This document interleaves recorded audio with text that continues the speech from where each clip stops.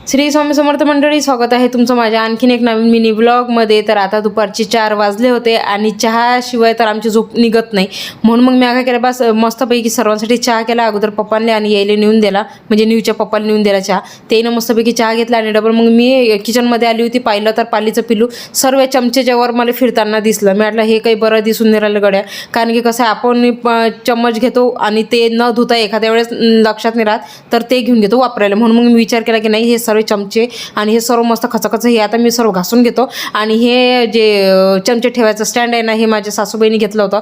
तर याच्यावरची जे डिझाईन आहे ना, हे मला लय आवडते, पण काय झालं घासताना मागच्या वेळेस हाताला ते पूर्ण लागलं होतं आणि माझा हात कापला होता, त्याच्यामुळे मी आहे ना आता हे बरोबर व्यवस्थित हे सर्व घासलं आणि सर्व चमचे वगैरे सर्व हे घासून घेतले, सर्व ते स्टँड वगैरे घासून घेतलं आणि इथली जे जागा आहे ना हे चांगली साबून घासून ते स्वच्छ पुसून घेतलं। तर आता हे सर्व साफ करून इतकं चांगलं वाटून राहिलं की तुम्हाला काय सांगू मी। तर चला आता मग फ्रेंड्स, आजचा मिनी ब्लॉग मी इथेच थांबवते आणि भेटूया असेच छानशा मिनी ब्लॉगमध्ये।